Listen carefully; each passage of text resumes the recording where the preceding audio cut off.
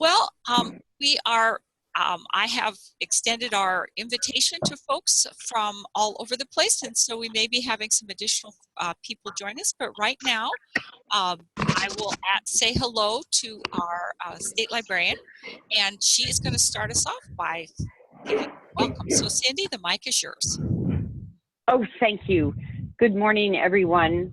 I'm glad that Carolyn pulls us together a couple of times a year. I always really love our in-person meetings amongst the Washington State librarians and library people, but online is much better than nothing, so I'm glad that we're all here, and I'm really happy I get to sit in on this meeting.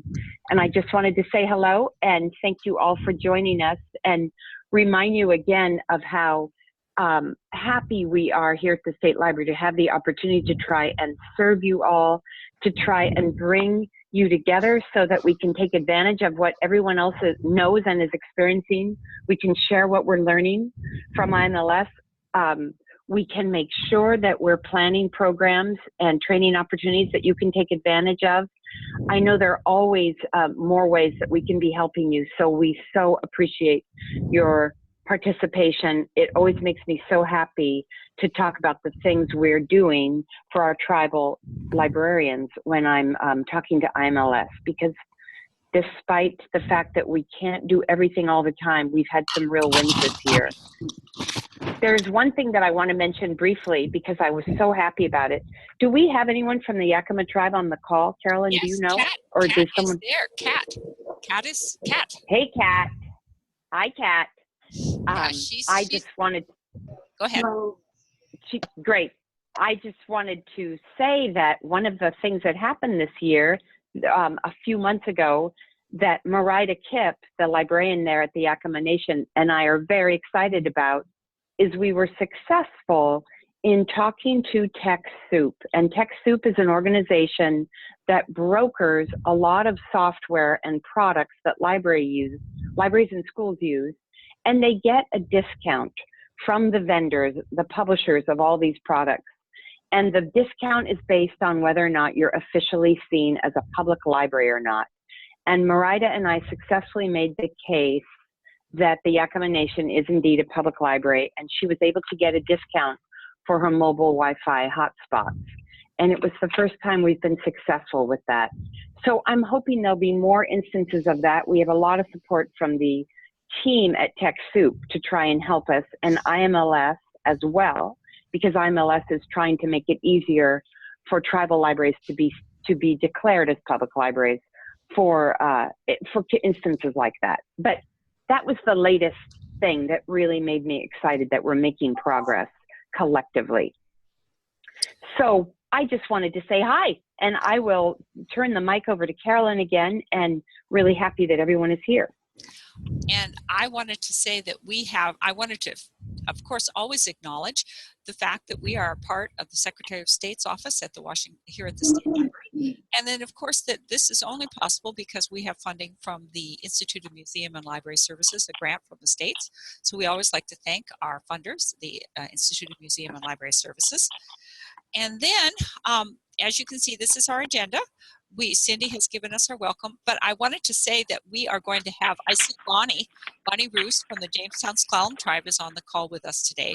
And after our special guest, who I'm about ready to announce, we are going to possibly hear from them about what it's like to be a gold medal IMLS tribal winner. They just got back from the ceremony where they were awarded to being a gold medal library, which is very exciting. So we're very excited about that. So, but now to the reason that we're here is we are going to hear about a new way of preserving cultural heritage. And so I would like to introduce the Blue Trot Creative Research Consultancy and a vendor for Oculus Education. And can I interrupt? I'm sorry to get you on a roll. But yeah. If everyone would please mute their mics if they're not speaking, that would really help us all out. Okay, great. Well, we're going to do that. Perfect. So, but I just wanted to say that we're going to hear about an interesting way of preserving cultural heritage and increasing the access to cultural heritage via some new technology, which Oculus has been working with us all. And also, I'd like to say thank you to all of our out-of-state people who have joined us from the variety of places, and we may have some more folks joining us as we go. And thank you for doing that. And I want to also acknowledge Jessica Cantrell.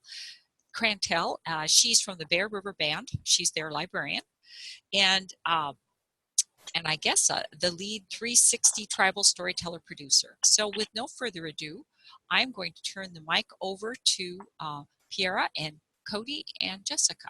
So, and to hear about 360 tribal storytelling. The mic is yours. You need to unshare too, Carolyn. Oh. Thank you so much, Carolyn.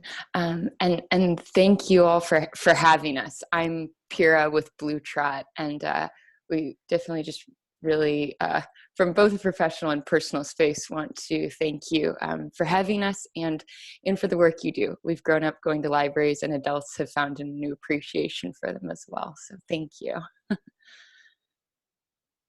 And I think Cody is just gonna get our little deck, our slideshow shared, but do we need to wait for? I will bring it up right now. Oh, cool. Okay. Yeah. Thanks.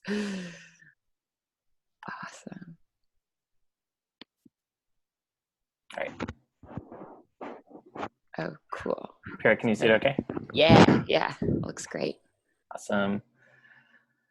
So likewise, thank you all for having us today. My name's Cody, and with Piera and Jessica, we're going to present what we've been working on in 360 and virtual reality. So we are research vendors for Oculus. So we were brought on by them last year to help with their California library pilots, which we got to spend an amazing last summer on a road trip, driving around California, interviewing librarians, talking to them about their experiences with virtual reality, and really figuring out how can we help content creation and how can we kind of move from just consuming VR experiences to also creating them. So that's kind of what we're going to introduce today. So we're just going to talk kind of briefly about one way to do that, which is 360. So again, my name's Cody. So I founded Blue Trot, which is a media group, and we study kind of next generation media. And Jessica, do you want to do a little quick intro? Sure. My name is Jessica Cantrell. I work for the Bear River Band Library. I'm their head librarian, well, their only librarian. And I've been working with them for about 8 years now. So, and then I just got to recently work with Piera and Cody over the last year on the project we're going to talk about. Cool. Yep.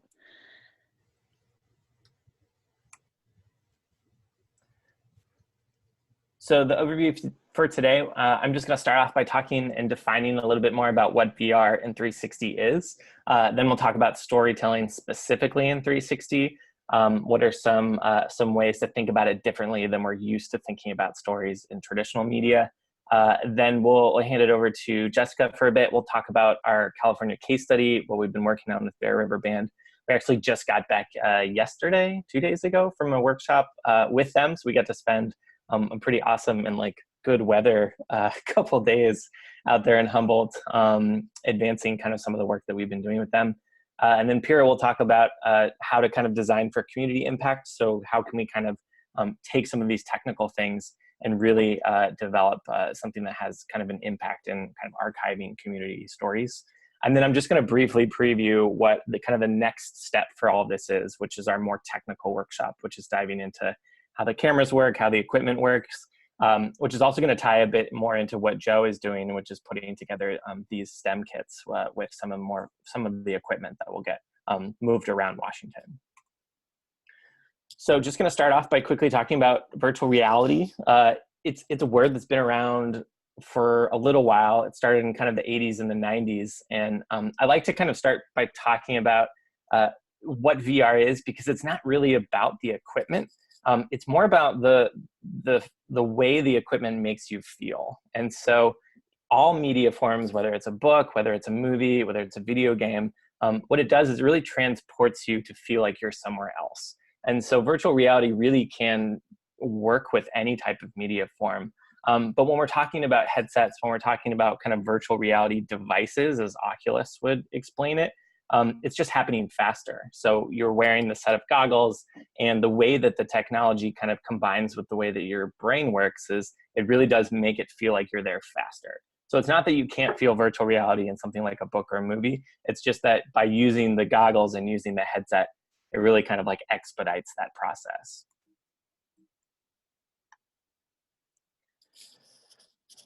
And so it's really about just comparing the way that that works to what we're used to when we look at, say, a photo or a painting.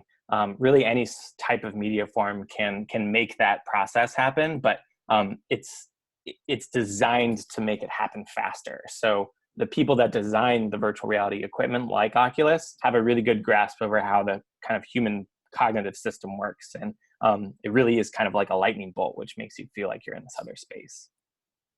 And when we're talking about 360 media today, what that means is it's a different type of media format. So if you think about how a digital image works or a digital video file, it's really sort of the same thing. It's just that it's a type of file that can make you look in all directions. So when we look at it flat on a computer screen, it's kind of weird to talk about some of this stuff because we're talking about it three-dimensionally, but we're using a two-dimensional screen. So I have to use a little bit of kind of creativity to think about that jump. And so what 360 media is it's a flat piece of digital file, but it's meant to wrap in all directions. And so I like to always explain it as a way to kind of project around an object, similar to kind of how origami would work. So if you're thinking about something like a sphere, you can view something that's flat that represents something that's three-dimensional. So this process is called projection mapping. Most people are familiar with it, even though they don't know it. And the way that I usually explain it is thinking about a world map. So when you look at a world map, when it's flat on a wall, this is a form of 360 media because the world supposedly is round.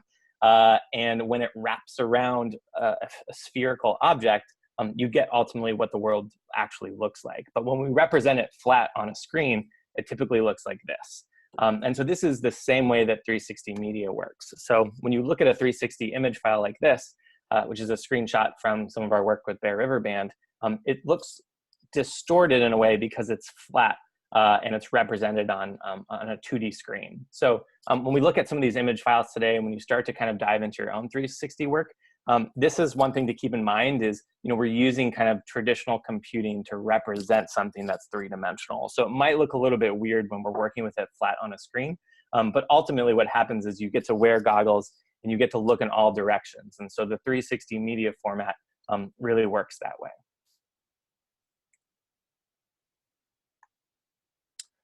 And with that, I'll turn it over to Piera. Piera, do you want to jump in? Thanks, Cody. So one of the questions that Cody and I really like to ask is, what is the unique purpose of 360, especially 360 storytelling, since we have so many mediums to tell stories? And one that we've landed on and with Jessica have explored to the point where we feel like it is compelling is tribal storytelling in 360. And a few of the reasons that we feel like using the 360 filmmaking process to tell tribal stories is sort of uniquely compelling. We just dropped them in this slide here, but one was the opportunity for intergenerational collaboration. When we think about the different mediums we can tell stories through, using virtual reality and the 360 filmmaking, there's so many different pieces to the process that are hooks for different age groups that it has become kind of a beautiful and really compelling way, not just to involve different patron age groups, but also from an identity perspective to make sure that communities, whether it's a tribal community or another community that wants to pass on a piece of identity to a younger generation, can involve older and younger members of the community in the process. So with 360, often the technology is exciting to the younger generation, and where the stories are held and some of the traditional pieces that folks want to make sure continue to be a part of our identities as we grow up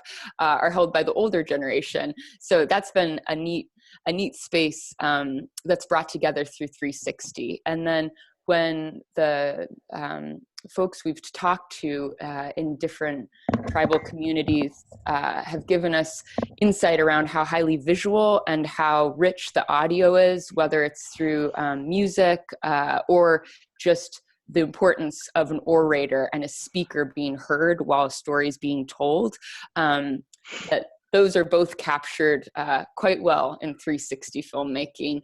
And then we also get excited by how quickly we can iterate using 360 filmmaking, as opposed to the entrenched textbook industry where we get stuck with stories that aren't authored or reviewed and approved by Native community members, yet they're presented as curriculum and correct histories in our high schools. And with 360, we can create these films and these stories much more quickly than textbooks would be rewritten, published, and actually introduced to the schools. So got excited about that. And it's also community archiving for place-based stories and traditions. Cody, did you want to touch on that point a little? I know you added that one at the end. Yeah, so that one's really about kind of lifting the 360 component of going somewhere and then filming that place, which is what we'll talk a little bit more about with Bear River, is that a lot of the traditions are kind of anchored in, a unique place like a redwood forest, which is visually rich in a way to capture and then also to anchor the story in that place. And that's really kind of where VR and 360 excels. Great point. So want to talk about Bear River a bit? So we feel really, really grateful because the only reason that this project has lifted off is because of Jessica Cantrell with the Bear River Band Tribe. And she has spearheaded not only the project, but also the case study to validate whether or not using this technology is meaningful and is accessible, or if the onboarding process is too much. So Jessica, we were just wondering if you wanted to chat briefly on sort of what story has been chosen and anything around the process, highs and lows, of lifting it off the ground, since you've carried the weight of that since last year. Well, it really started out as something small, and then kind of the idea was pushed forward not just by myself, but by Piera too, because I had spoken with her on the very first video chat we ever had, and she went back to Oculus and was like, this is really great and we should do this, and Oculus agreed. And then it kind of started out as planning what we were going to do, how we were going to do it. The story that we originally started with wasn't necessarily a story that I had in mind. It kind of just came out of, Oculus came here for the very first workshop, and I guess a low point would be trying to get people into the building. Like, Bear River wants to have these stories put out there, but sometimes getting people in the door is hard, and that was probably the hardest part for our first workshop. Luckily, we had our star Jimmy that was willing to be filmed, and the story kind of came out. We went to the redwood forest, and traditionally the men here eeled, and they made eel hooks out of redwood sticks. And so Jimmy was kind of out gathering, looking at wood, and we were filming that, and the story just kind of came from, just that. We were out there and filming it, and we thought this would be a good story, a way to tie in the now, how they still traditionally eel, but also a way to connect to the past too, because it is something that was done traditionally. So, should I talk about the grant? Yeah, talk about the grant. Okay. Perfect timing. So the reason that we had talked with Piera about this in the first place was because we wrote an IMLS grant, a museum grant, because it wasn't something that we could do for the library grant. It didn't meet those requirements. But it was to bring the virtual reality and this technology into local high schools to be able to teach Bear River's story, not just their history or just their present, but their future as well, to teach the whole thing to students at our local high schools and be able to have them get credit for it. It'll be aligned with the California Common Core state standards, so it will be able to be taught anywhere in California, whether it just be here at the local high schools or down south, wherever they want to. So we'll create 5 videos and curriculum that goes with it. And then Oculus has been generous enough to match our donations. So we'll be giving away 30 goes to 2 different high schools, and then the Humble Education Resource Center, which is like the library for schools here. So any other high schools within the county will be able to check out the set of goes there and be able to utilize the schools partner. Is there anything else that I need to cover? As you see fit, jump in with you. It's magical. Thank you so much. And for everyone on the call, as questions coming up around the feasibility or specifics to anything that's going through our heads, please definitely type them into the chat if you feel like you want to remember down to Q&A, specifically with Jessica. Actually, but let's pause because I'm stressed right now. What is Go? Because that's an important tool right now. Like Cody said, even though it's not about the tool, what virtual reality isn't about the tools, the way we're experiencing these stories, the headset, the name of the headset that we're using right now is called an Oculus Go. And so it's just kind of like putting on a pair of ski goggles. And then I think I have one here. Oh, like we can have just a real good demonstration if we've got one. This is an Oculus Go. So this is the mobile one. Okay. And Cody, I forgot what's the price point on those, right? Is it 200? Yeah, these are 200 right now. Yeah, in retail stores. In retail stores. Although Oculus has been great, like Jessica said, about matching or some donations as well. So that can always be a conversation for libraries that feel like this might be a mode of storytelling that you want to incorporate. So we were looking at what makes storytelling successful. And so looking at Bear River Band and the journey that we've all been on together to make it happen. One thing that's been really important is multiple brainstorming sessions to identify the first 360 story. And I think we particularly want to focus, sorry, I was trying to move my screen and then everything shattered like a puzzle piece, but now I think I can see it again, sorry. But multiple brainstorming sessions to get community buy-in. Like Jessica was saying, it was pretty hard to actually get folks in the door at first, even though Jessica has said, and I imagine it's a common experience, because I know Cody and I have had this in other efforts that we've made where people ask us to do something. And then when we put the energy in to make it happen, whether it's a workshop or another opportunity, or I don't know, just some community thing, like you don't get the attendance, even though everyone was like, please do this. And it's so frustrating. What's been important to see this process lift off was to know that the first time wasn't probably going to look successful to us. It was hard to get people in the door. And I know we were all stressed out about that. And so I hope passing that on to everybody, people are showing up now, but getting the community buy-in didn't start on day one. Identifying the story was a really important anchor to get more community buy-in. And Jessica did so much work to get more folks to show up, especially across different age groups. Getting the teens to come in was the hardest for sure. I mean, getting them to come in the library in general is pretty hard, but trying to get them to give up a Saturday is even harder. It's not high on their list.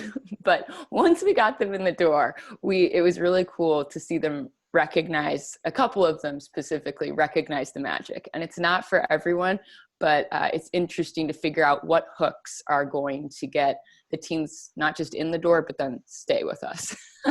So event programming marketing for these special workshops brought in community members and youth. And a few different ways we've looked at that, and they haven't all been implemented in what we're doing at Bear River Band altogether, but the idea of if there are summer job opportunities and that can somehow be offered as a summer job position, a summer internship. I mean, things I'm sure we've all already tapped into in various ways at our libraries. Also offering support to turn the story of what they're doing either into an application for college or into a resume story, an interview story, connecting with parents and guardians around the impact of it, and figuring out where to connect with parents and guardians, like at the local high school basketball game or whatever spaces are social that you think like the target community members are going to be at. We've spent a lot of time brainstorming around how to get our teams in, and Jessica's the one who got them in the door. I would say too, I think since VR is so new, actually just the community in general understanding what you're actually trying to do, because when you say, oh, we're going to do, you know, immersive filming, not many people know what immersive filming is or understand. Like, I think the reason our first workshop didn't have as many people as they wanted was because I don't think they quite understood what we were actually trying to do. I think they just thought there was people coming and that they were going to be interviewed and that was the end of it. But you have to really explain to them that, you know, like, it's hands-on, we're trying to make a story, what do you want told, but you have to help make that story come to life through this immersive filming. Yeah, that's a really good point. So also maybe having a couple of the Oculus Goes, or places that people are already going to be in the community, and offering folks to try out what the technology is so people understand what the mode of storytelling is and what is virtual reality VR. And then another aspect that's really important is, of course, feeling comfortable with the filming and the editing in 360, and making sure that's something that that we feel comfortable teaching other people too, so the burden doesn't land on us, since everyone already wears like 40 hats. It's like one less hat you have to wear.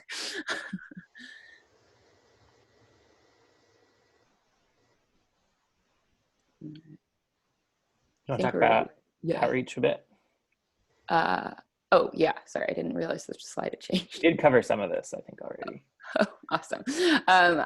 Yeah, sorry, I think I skipped ahead in my talking, but the outreach approach is just developing hooks for different patron personalities, ages, and interests, especially when we look at like, why does telling stories through virtual reality even make sense to have in a library? And I think one space that we didn't like highlight right on this slide, but is just allowing people to start to experience a new, like the future of computing, and another tool that is very likely, it's already showing up in a lot of industry training spaces, whether it's for safety training, doing like linesman work or wind turbine work, or in warehouses working with Amazon, Nike, or folks doing car repair and learning how the different pieces of an engine works.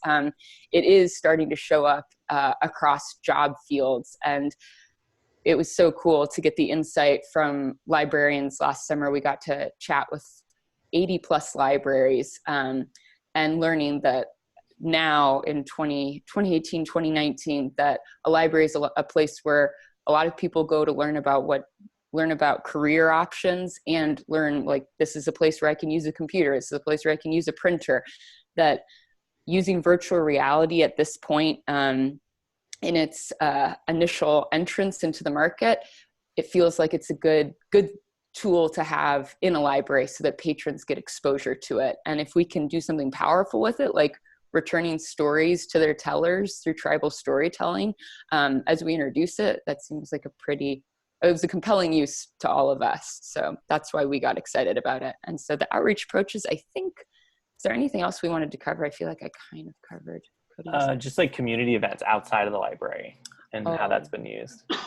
Yeah, absolutely. So one thing that's been nice about the latest round of the virtual reality devices is they don't have to be tethered. So like Cody showed, that Oculus Go, it's very mobile. It doesn't have to be plugged in while you're using it. So whether it's, farmers market events or community festivals, fairs, other educational spaces where libraries show up to invite the community inside the doors and tell everyone all of the different reasons that libraries exist.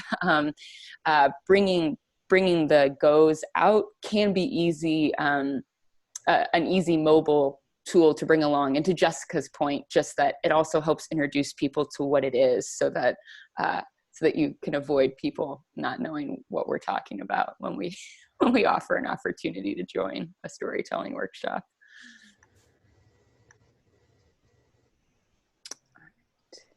Cody, you have one last slide. Oh yeah, my last slide. I'm very invested in this slide because I couldn't figure out how to put images in a slide deck. It's working in technology. I struggle with it a lot. So making a slideshow is very difficult for me. So I would have been very sad if we missed this slide. So communicating the potential impact of these stories is probably where our hearts have gotten most lit on fire.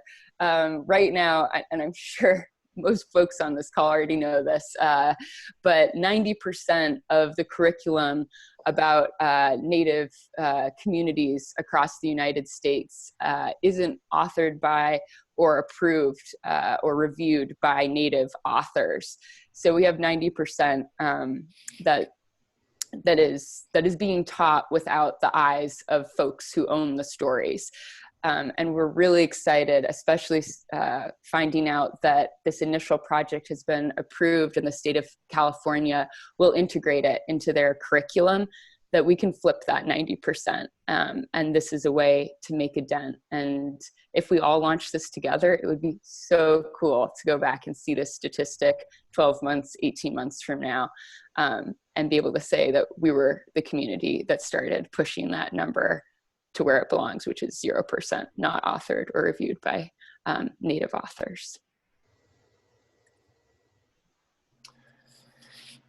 And if any of this sounds more interested and you'd like to kind of explore more, there are a couple different ways you can do that. And there's a few different 360 stories, especially when it comes to kind of tribal storytelling, that we like to recommend.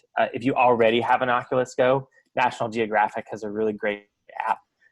There are a few pieces on there about the Bears Ears National Monument, which the photographer that we work with for this workshop in particular built those pieces. So those are a really great starting point. If you already have VR devices at your library and you'd like to explore more, that's one we can't recommend enough. If you don't have a VR device, there's also another really good way to check out 360. And that's the Patagonia Bears Ears piece. So that's a completely web-based piece. So if you just search for Bears Ears Patagonia, they have, I think, 4 or 5 short web-based 360 stories. So you don't need a headset to view them. You can actually just use your mouse to kind of click and drag and look around. And it really gives you a good introduction to how to use the platform to do storytelling about a place. And then another one is a film called Authentically Us, which is also on the Oculus Go. And that's one that you can also experience for free using the device.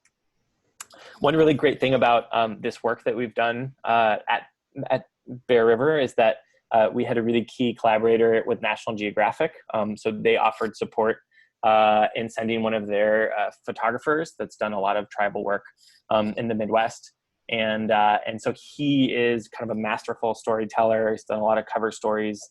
And even though he's new to 360 and VR, he's an expert in kind of developing story arcs. And so these were kind of the core pieces that we took out of his involvement in this last workshop. So when you start to think about, what is the story that I'd like to kind of tell about my community and my place, these are the things that he usually recommends thinking about. So identifying who the authoritative voices in your community. Are there people like Jimmy with our Bear River piece that can kind of tell the story about different parts of either traditions or ceremonies or places, and then really honing in on what the landscape or the stage is.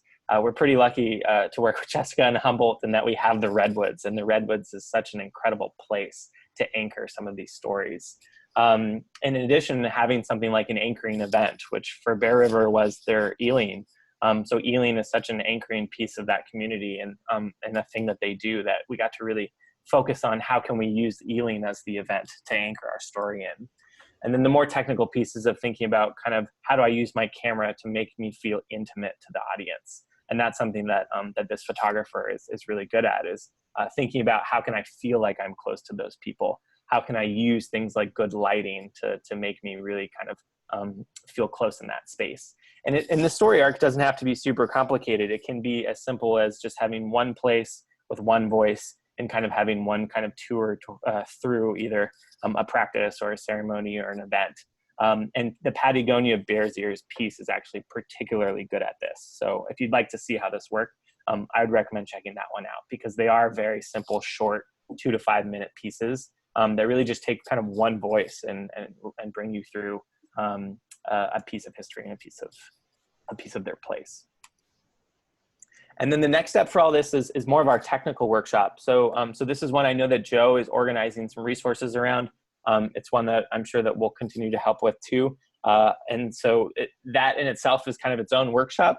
So we don't have kind of time to dive into all of the technical specifics, but I did want to just give a preview about kind of what that looks like. And so when we started working with Bear River Band, these are kind of the things that we talked about first, is thinking about what kind of camera do we use to be able to capture some of this imagery. So Joe, I think you're actually putting together the Ricoh Theta, which is the camera on the left, which is a more affordable kind of consumer 360 camera.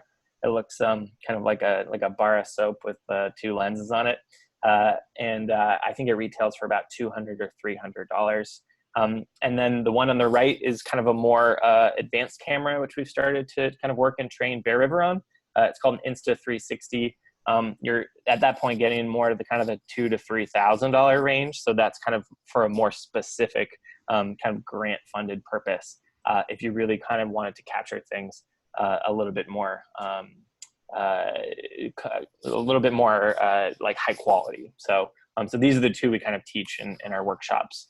And then we dive into kind of how the cameras work. So, when you capture them, these are what the cameras look like. So you have these kind of multiple lenses. Things look a little distorted, and then they ultimately end up looking kind of like a single stitched image. So they're kind of like sewn together in a way using software. And then taking that footage and then kind of creating the story out of it is another piece in itself. So this is sometimes what we call kind of linear editing, since we're creating kind of linear film stories. So that process also requires traditional kind of film editing knowledge. And so using something like Adobe Premiere or iMovie to kind of combine these film pieces together to create a sequence for the story is kind of the last piece of the workshop. And so that's usually the last step that we teach. So just a really kind of quick preview of how that works. And that's it. So that's all that we have to kind of present on 360. And I think at this point we can kind of open it up to questions and cover anything that we can cover. We did have a question from our audience, and they wanted to know how large the 360 media files are. Were they gigabytes or terabytes? They're definitely not terabytes. They are gigabytes. Sometimes they're even megabytes. So I would say that a minute of footage is probably around 200 to 300 megabytes. So it's not that much bigger than a traditional movie file because they are 4K in resolution. So I would say about 1 minute of footage equates to about 200 or 300 megabytes. Okay. And sorry, just to elaborate on that question, Cody, like, because I know for me, it always helps. Cody's great at breaking things down, because it's like, does that mean that like a regular laptop could, or a PC could hold like 5 minutes of footage, like 50, or like how long would it take to offload that? Is that like complicated? I don't think it's like the process of transferring the files doesn't take that long, but they do tend to add up. So, if you're collecting a lot of footage, so if you're filming film sequences that are, or video files that are like 20 minutes, 30 minutes, then, that does kind of start to add up in the gigabyte range. So depending on what the like storage capacity is of your computer, whether it's like a laptop or a desktop, it does kind of like run up as you kind of create more and more projects. Other folks, if you want to try, here we go. So there, Janessa has one. She says, can you talk a bit more about archiving these projects? These projects are so time intensive, it would be horrible to lose them in time. How is the Bear River Band looking into this for their stories? Jessica, that sounds like a question for you. Well, they'll be archived at the Herc Center because they'll get all of our films and it'll stay there. They'll go to all the public libraries here within Humboldt County. I'm not exactly sure how we're going to archive them here. Our IT guy has some, I guess, what is it called?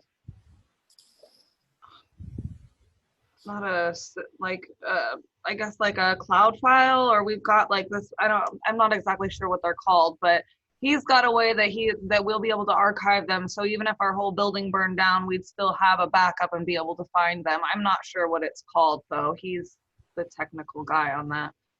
But I think it's even cooler, Jessica, that you don't know what it's called, because to me, like, lowering the intimidation factor around using these tools is so magical. And it's like, we don't need to know what that's called, because that's what your IT team member does. And I think what we do best is what we should do, which is bringing community in, identifying stories, and figuring out how to tell those stories. And I think so. I'm like really glad you don't know what that's called, and I don't know what that's called either.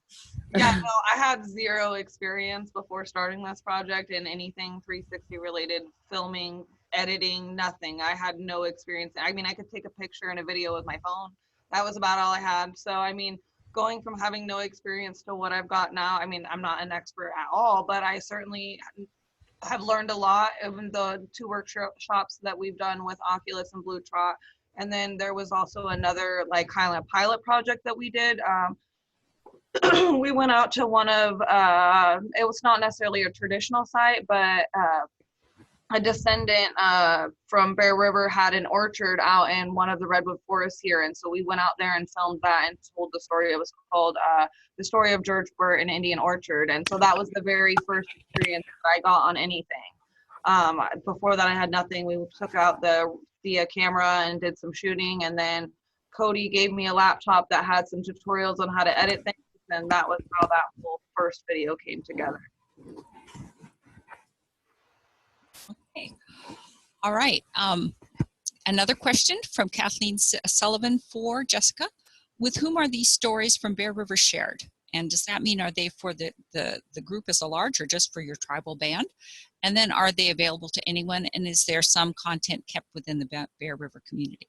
So the first, the first original pilot one is not necessarily, it can be shared with anyone. The one that we're going to complete with Oculus, that one will be also, it'll be shared nationally wherever Oculus chooses to share that and Bear River chooses to share that. With the 5 videos we're going to create through the IMLS grant, they will be public. Again, they're going to be shared with the local high schools here. They'll go into the HERC. All the public libraries will get a copy of them. They may not necessarily get the donations of the Oculus Go's, but they'll get the film content. So people will still be able to look at it on a computer. And then they'll probably be put up on our website so anybody can view them as well. There will be some content that we will just keep here for the community members. That hasn't necessarily been created yet. After the second workshop, I know that we've got a lot of interest from tribal. Now that they know what we're trying to do, they're really interested in creating those stories.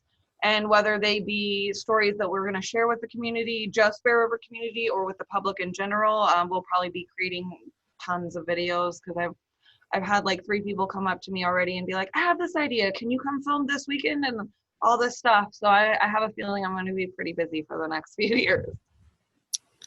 It's good to hear. Any other questions, or you can also type into chat. Kathleen says thanks. Questions, if you want to unmute your microphone, if you'd like to do it that way, or of course you can type into chat, either way.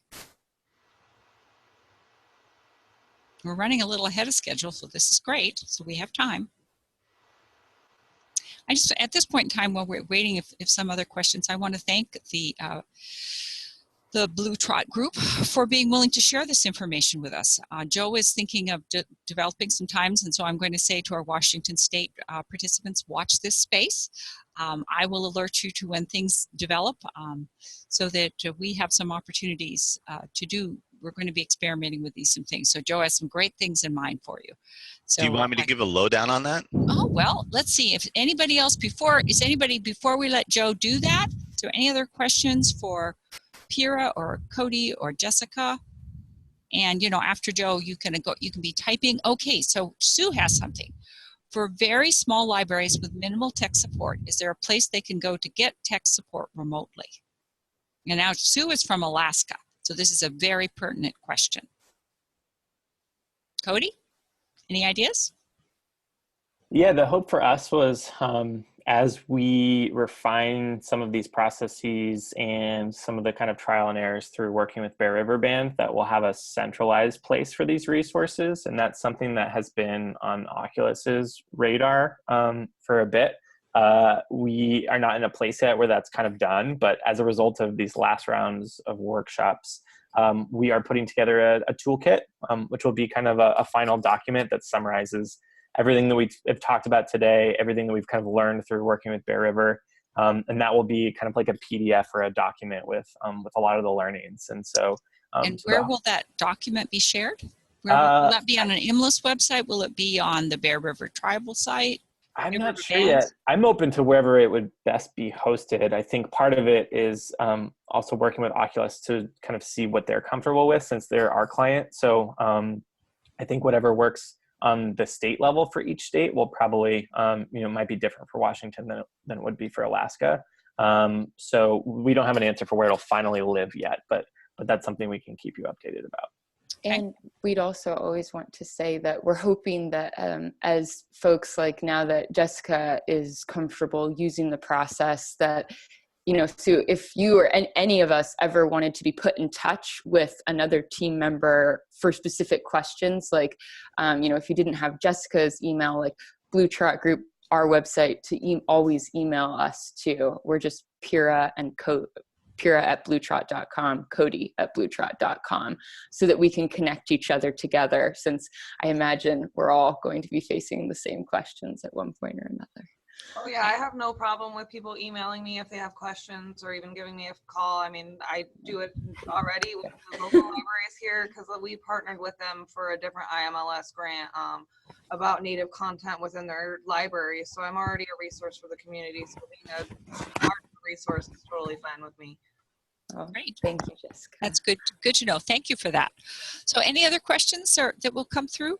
Well, now I think and you can start typing because sometimes it takes a while for things to show up.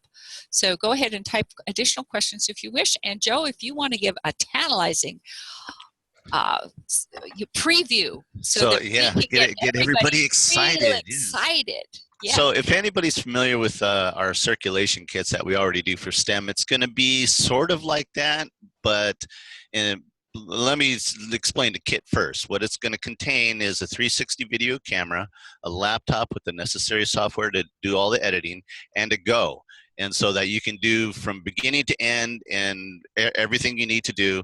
Now for us, it won't be a kit, here you go forth and play and go forth and do good things. It's going to come along where I'm going to train you, make sure everything's good to go.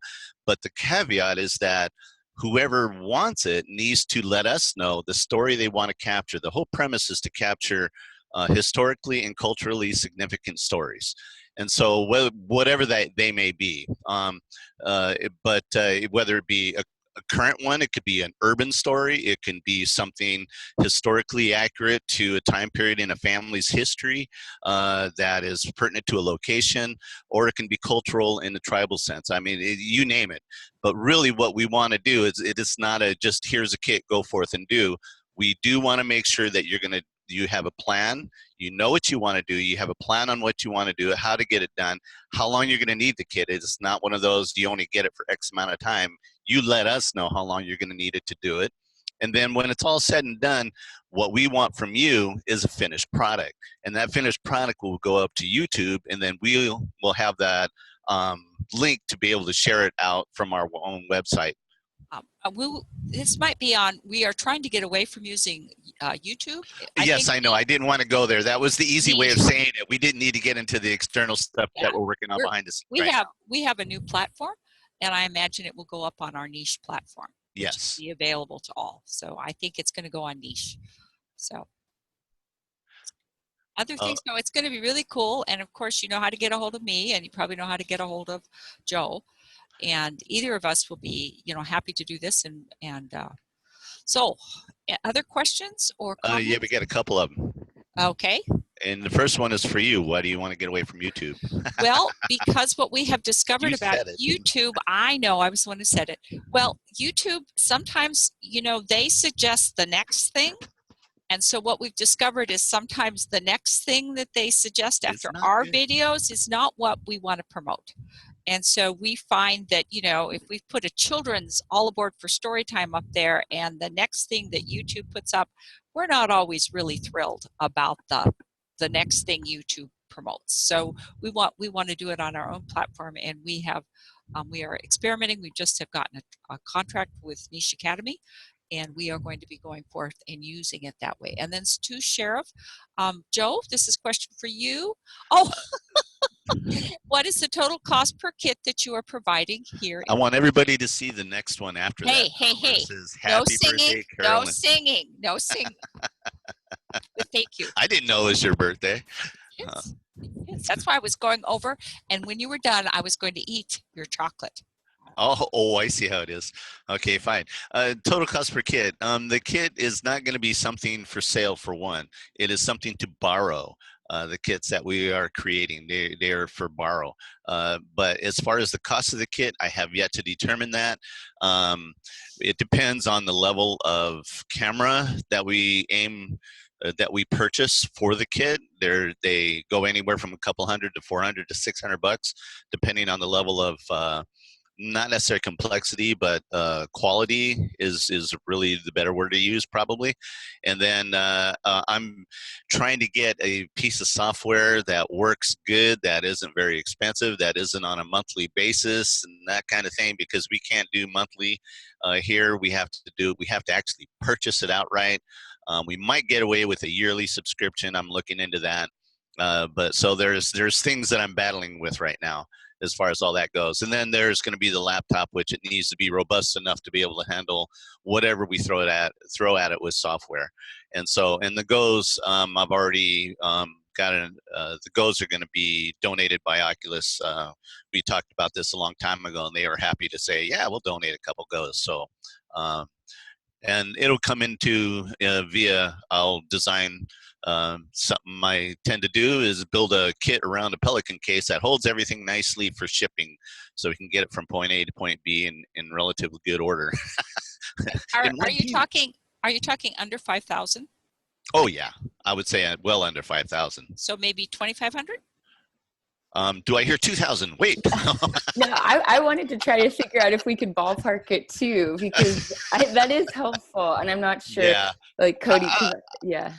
I don't know. What do you guys think, Piera, Cody? I was thinking in the area of 2,500. Was be honest with you, when you want to get a good enough camera, not a camera, but a good enough laptop to actually do the job without being, more cumbersome than in anything, because you can get almost anything to do it, but if it sits there and waits for it, you want to get something that's snappy and actually renders quickly and all that kind of good stuff. So.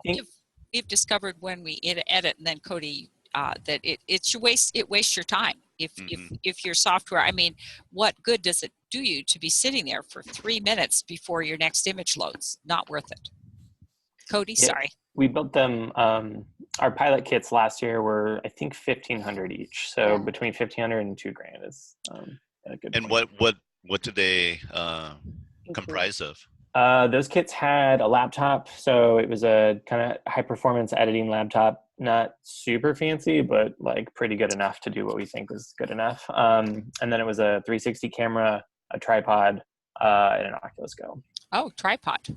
Yeah. I want to say I spent about $650 on the Thea Rica camera, a year subscription of Premiere, and a camera and a tripod. I already had a computer, so I didn't have to purchase the computer. Good. Other questions? The only other thing I wanted to add in terms of like where the videos go and how they get archived, one neat space to connect with other members of the community, if with library volunteers, we do want to get these stories in public places. So if you have volunteers, you want to open up a special opportunity for a volunteer who sort of forges the relationships with schools in the area, or other spaces where there could be educational screenings, whether it's, you know, local theater or another space that could be both fun and educational and do what we want these stories to do, which is educate our communities about where we come from. A film festival, wouldn't that be cool? Have a film festival on this? That would be amazing. I actually think it would be fun just to go to your local theaters and, you know, on those incessant, let's go to the lobby to go get popcorn. You had a 2-minute, I can see that would be something where a local theater owner might be willing to insert that into the plays as opposed to all the popcorn. So any other questions here before we, I wanted to thank all of our out-of-state guests. Thank you for coming in. And we have another out-of-state guest that is going to present after Piera and Cody and Jessica. So, and that is our own Sandra Toro. Sandra is our IMLS, I should say, our Institute of Museum and Library Services liaison for tribal libraries, and we always like to take advantage of her expertise. And so on my agenda, she's up next. So anyone, you are welcome to stay if from out of state, but we're going to switch to local content now. And so if you have other places you need to be, or other things, I want to thank you for spending some time with us, and I think we will say thank you very much to Piera, Cody, and Jessica. Yes, and thank you all. Very interesting, and we appreciate your willingness to share with us here at the Washington State Library. Thank you.